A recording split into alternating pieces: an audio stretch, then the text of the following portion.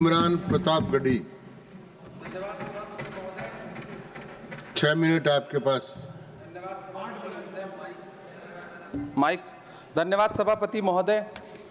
भूख के एहसास को शेरो सुखन तक ले चलो, या गज़ल को मुफलिसों की अंजुमन तक ले चलो। मुझको नज़्मो ज़ब्त की तालीम देना बाद में, पहले अपनी रहबरी को आचरण तक ले चलो। सभापति महोदय, मैं न्यू एजुकेशन पॉलिसी पे बात करने के लिए खड़ा हुआ हूँ। माननीय मंत्री जी यहाँ मौजूद हैं। न्यू एजुकेशन पॉलिसी कहती है कि हमारा जोर टीचर्स ट्रेनिंग पर होना चाहिए, लेकिन जो नेशनल सैंपल सर्वे ऑफिस का आंकड़ा है वो कहता है कि इस देश में सिर्फ 13% टीचर हैं जो ट्रेंड हैं। तो मैं माननीय मंत्री जी से जानना चाहता हूं कि क्या जो 87% टीचर्स हैं जिन्हें ट्रेनिंग देने की अभी ज़रूरत है, उनको ट्रेनिंग देने के लिए हमारे पास क्या रोड मैप रहेगा, और क्या हमारे पास इतने बड़े पैमाने पर कॉलेजेस हैं, रिसोर्सेज हैं जिनसे उन्हें ट्रेन किया जा सके। हमारी न्यू एजुकेशन पॉलिसी कहती है कि टेक्नोलॉजी पे जोर दिया जाए, और टेक्नोलॉजी के सहारे पढ़ाई को हमने कोविड के दौरान देखा भी है कि किस तरह से बच्चों को टेक्नोलॉजी के सहारे पढ़ाया गया। लेकिन मैं माननीय मंत्री जी से पूछना चाहता हूं कि जब इस देश में 80 करोड़ लोग 5 किलो राशन पे गुजारा कर रहे हों, तो क्या उन परिवारों तक इंटरनेट, कंप्यूटर, लैपटॉप जैसी सुविधाएं पहुंचाने के लिए कोई रोड मैप है ताकि उनके बच्चों को शिक्षित किया जा सके? मैं एक बहुत महत्वपूर्ण बात और सभापति महोदय यहां कहना चाहता हूं कि माइनॉरिटी कम्युनिटी से जुड़ा हुआ जो मदरसा एजुकेशन का पैटर्न है, उस पे बहुत गंभीरता से माननीय मंत्री जी से पूछना चाहता हूं कि जो न्यू एजुकेशन पॉलिसी है, कुछ मदरसे ऐसे हैं जिनको सरकार रिकॉग्नाइज करती है, लेकिन कुछ बड़े शिक्षण संस्थान हैं, नदवा और देवबंद जैसे, क्या न्यू एजुकेशन पॉलिसी के कॉन्टेस्ट में आपने इन बड़े संस्थानों से डायलॉग करने का कोई मानक या कोई बातचीत शुरू करने का प्लान बनाया है या नहीं, ये मैं पूछना चाहता हूं। और एक बहुत महत्वपूर्ण बात मंत्री जी से मैं पूछना चाहता हूं कि बहुत सारे माइनॉरिटी इंस्टीट्यूट थे जहां पर स्कॉलरशिप का प्रावधान था, लेकिन आपने मौलाना आजाद नेशनल फेलोशिप को एक झटके में बंद कर दिया। हजारों लाखों छात्र जो उस स्कॉलरशिप के भरोसे अपनी शिक्षा ग्रहण कर रहे थे। एक तरफ प्रधानमंत्री जी कहते हैं सबका साथ सबका विकास, एक हाथ में कंप्यूटर एक हाथ में कुरान, लेकिन जब स्कॉलरशिप आप बंद कर देते हैं तो गरीब तबके से आने वाला अल्पसंख्यक समुदाय के जो बच्चे हैं, उनकी शिक्षा व्यवस्था को लेकर के, उनकी शिक्षा को आगे बढ़ाने को लेकर के आपके पास क्या प्लान है? मैं माननीय शिक्षा मंत्री जी यहां पर बैठे हैं, उनसे कहना चाहता हूं कि पूरे देश में, पूरी दुनिया में प्रधानमंत्री जी जाकर के महात्मा गांधी जी की मूर्ति के सामने सर झुकाते हैं, उन्हें फूल चढ़ाते हैं, लेकिन आप ही की सरकार एनआईटी कैलीकट में प्रोफेसर साइजा ए को योजना और विकास विभाग का डीन बना देती है, जो खुल करके कहती हैं कि मेरी नजर में नाथूराम गोडसे तो बहुत महान था। तो आपकी नई एजुकेशन पॉलिसी ये है, इस दिशा में जा रही है। मैं आपके महोदय से, सभापति महोदय, ये कहना चाहता हूं कि किस तरह से एनसीईआरटी की किताबों में सांप्रदायिकता को परोसा जा रहा है। माननीय मंत्री जी, क्या आपके संज्ञान में है कि केंद्रीय हिंदी संस्थान और नीपा जैसे जो संस्थान हैं, उसमें अघोषित तौर पर यह कह दिया गया है कि देवनागरी में लिखते हुए जो नुक्ते लगाए जाते थे, जिनको यह कहा जाता है कि वो उर्दू से आते हैं, उनको अघोषित तौर पर रोक दिया है कि नई छपने वाली किसी भी किताब में नुक्ता नहीं लगाया जाएगा।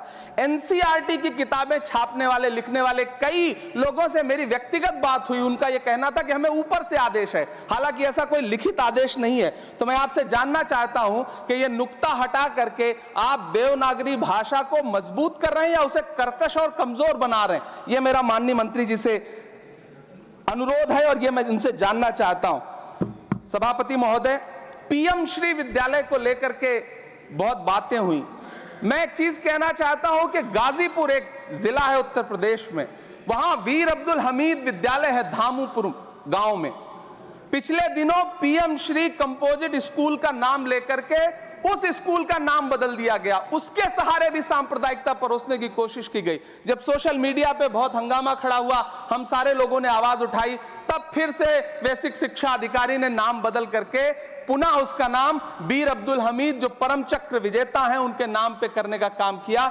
ये इस योजना के थ्रू भी सांप्रदायिकता को जो परोसने का काम किया जा रहा है, उसको मंत्री जी के संज्ञान में है यह बात या नहीं, और रोकने के लिए क्या काम करेंगे। एनसीईआरटी की जो किताबें हैं, उनसे हिंदू मुस्लिम एकता के जो चैप्टर हटाए जा रहे हैं।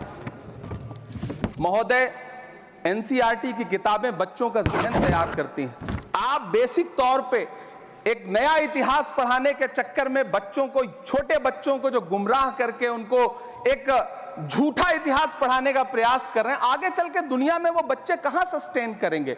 तो मैं माननीय मंत्री जी से कहना चाहता हूं कि शिक्षा और धर्म को एक दूसरे से अलग रहना चाहिए। मैं आज इस विषय पे बात करते हुए एक बहुत महत्वपूर्ण बात और कहना चाहता हूं कि दिल्ली विश्वविद्यालय में पाठ्यक्रम में जो बदलाव किए गए हैं, जिसमें राजनीति विज्ञान के पाठ्यक्रम से भीमराव, रामजी अंबेडकर, मोहनदास करमचंद गांधी, मोहम्मद इकबाल और भारत के संविधान पर आधारित शोध पत्रों को हटाया गया है। दलित लेखक बामा और सुकीरथ राणा को अंग्रेजी पाठ्यक्रम से हटाया गया है। क्या ये चीजें माननीय मंत्री जी के संज्ञान में है? समय बहुत कम है। मैं इस नई एजुकेशन पॉलिसी पर आदरणीय मंत्री जी से और सरकार से इतना कहना चाहता हूं कि आप बदलाव के नाम पर ये जो नई चीजें लेकर के आ रहे हैं, कैंपस में जिस तरह की गुंडागर्दी, अभी एक माननीय सदस्य ने बोलते हुए जेएनयू का जिस तरह से जिक्र किया कि जेएनयू में इस तरह के नारे लगे, कुछ नकाबपोश लोग आते हैं, नारे लगाते हैं, चले जाते हैं, पुलिस सालों साल गुजरने के बाद उन नकाबपोश लोगों को ढूंढ नहीं पाती है। इतने प्रतिष्ठित शिक्षण संस्थानों को बदनाम करने के लिए जो तरीका सरकार इस्तेमाल कर रही है वो बहुत शर्मनाक है। पिछले दिनों एक महिला भी नकाबपोश, जिसने छात्रावास में लाठी बरसाई थी, डंडे चलाए थे, वो आज तक उसकी पहचान नहीं की जा सकी, दिल्ली पुलिस उसे ढूंढ नहीं सकी। जामिया की लाइब्रेरी में जिस तरह से लाठियां बरसाई गई थी, उनके जख्मों के निशान आज तक नहीं सूखे हैं। अलीगढ़ मुस्लिम विश्वविद्यालय को लेकर के वहां के सांसद जिस तरह की भाषा का इस्तेमाल करते हैं, वो बहुत शर्मनाक है। माननीय मंत्री जी और सरकार से मैं आपके माध्यम से पूछना चाहता हूं और ये कहना चाहता हूं, आप बदलाव के नाम पर जो नई चीज लाने की कोशिश कर रहे हैं, महोदय, नदियों को साफ मत करिए, उन्हें गंदा मत होने दीजिए, नदियां अपने आप साफ हो जाएंगी। सभापति महोदय, मैं तो कहना चाहता हूं कि जंगल मत उगाइए, बस पेड़ों को काटना बंद कर दीजिए, जंगल अपने आप उग जाएंगे। मैं तो सरकार से कहना चाहता हूं कि शांति स्थापित करने के लिए भाषण मत दीजिए, अशांति फैलाना बंद कर दीजिए, शांति अपने आप स्थापित हो जाएगी। मैं तो कहना चाहता हूं कि प्रेम फैलाने पर लंबे लंबे लेख मत लिखिए, बस नफरत करना बंद कर दीजिए, प्रेम अपने आप फैल जाएगा। ये जो नई एजुकेशन पॉलिसी है, इसमें जिस तरह से गरीब तबके के लोगों को, हाशिए पर मौजूद लोगों को शिक्षा से दूर करने का प्रयास किया जा रहा है, वो बहुत शर्मनाक है। शिक्षा को निजीकरण की तरफ जिस तरह ले जाया जा रहा है, वो बहुत शर्मनाक है। माननीय मंत्री जी इस पर सोचें और इसे सुधार करने का प्रयास करें। इस सदन की तरफ से शायद इससे बेहतर बात, इससे बेहतर सुझाव हम नहीं दे सकते। बहुत बहुत धन्यवाद। धन्यवाद इमरान।